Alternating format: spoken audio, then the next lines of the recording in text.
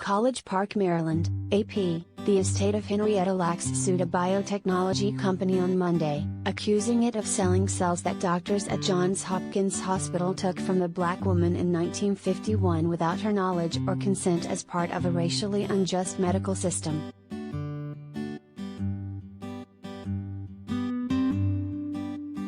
Tissue taken from the woman's tumor before she died of cervical cancer became the first human cells to be successfully cloned.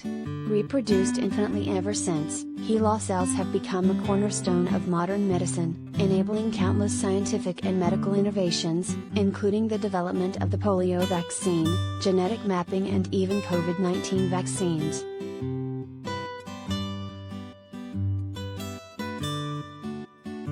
Lacks cells were harvested and developed long before the advent of consent procedures used in medicine and scientific research today, but lawyers for her family say Thermo Fisher Scientific Incorporated, of Waltham, Massachusetts, has continued to commercialize the results well after the origins of the HeLa cell line became well known.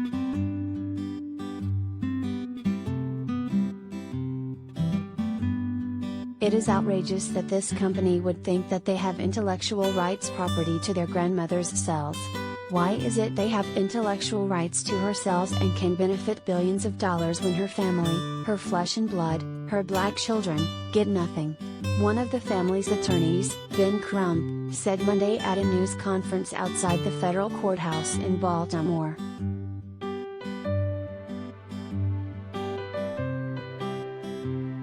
Johns Hopkins said it never sold or profited from the cell lines, but many companies have patented ways of using them. Crump said these distributors have made millions from the genetic material stolen from Lacks' body.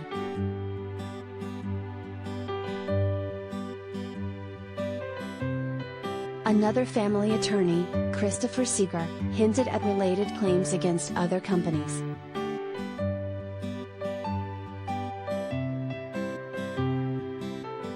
Thermo Fisher Scientific shouldn't feel too alone because they're going to have a lot of company soon, Seeger said.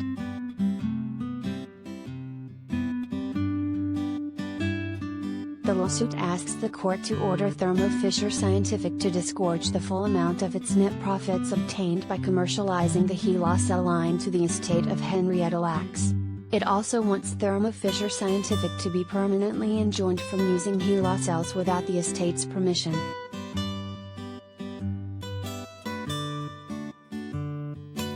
On its website, the company says it generates approximately $35 million in annual revenue. A company spokesman reached by telephone didn't immediately comment on the lawsuit.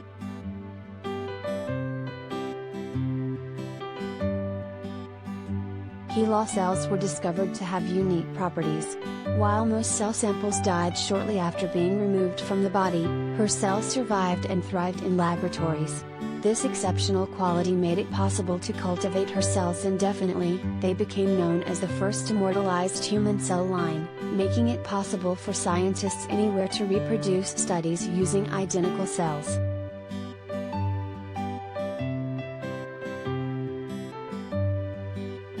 The remarkable science involved, and the impact on the Lacks family, some of whom suffered from chronic illnesses without health insurance, were documented in a 2010 best-selling book, The Immortal Life of Henrietta Lacks.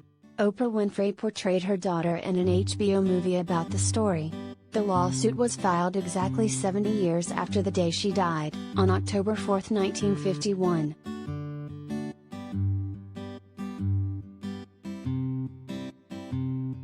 The exploitation of Henrietta Lacks represents the unfortunately common struggle experienced by black people throughout history, the suit says. Indeed, black suffering has fueled innumerable medical progress and profit, without just compensation or recognition. Various studies, both documented and undocumented, have thrived off the dehumanization of black people.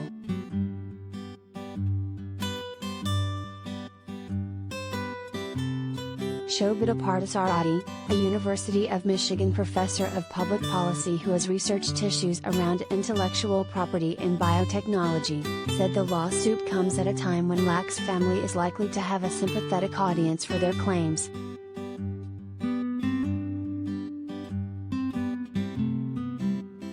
"We are at a moment, not just after the murder of George Floyd but also the pandemic, where we have seen structural racism in action in all sorts of places," she said. "We keep talking about a racial reckoning, and that racial reckoning is happening in science and medicine, as well."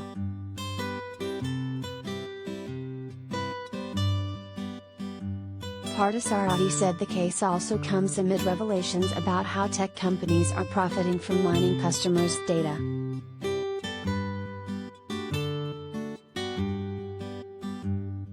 "I think it's raising questions for all of us about whether or not our structures of informed consent are adequate to deal with the realities of how data is being taken from us and used either to sell us things or to make companies money," she said.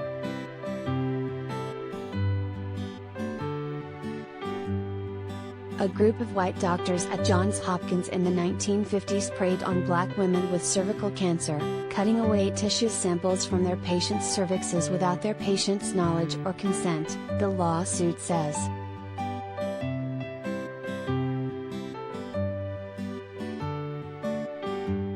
Johns Hopkins Medicine says it reviewed its interactions with Lacks and her family over more than 50 years after the 2010 publication Rebecca Skloot's book.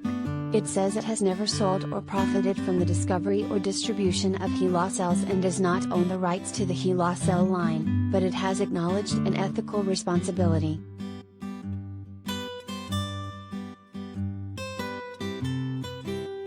At several points across those decades, we found that Johns Hopkins could have, and should have, done more to inform and work with members of Henrietta Lacks' family out of respect for them, their privacy and their personal interests, Johns Hopkins Medicine says on its website.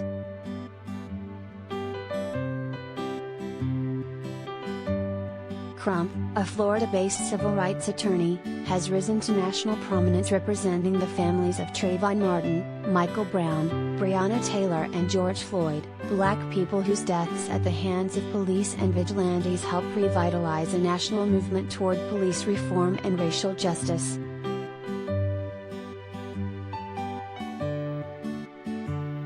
Seeger, a New Jersey-based corporate litigator, has represented thousands of former NFL players in a class action settlement over concussions and was the lead negotiator of Volkswagen's $21 billion diesel emissions settlement with car owners.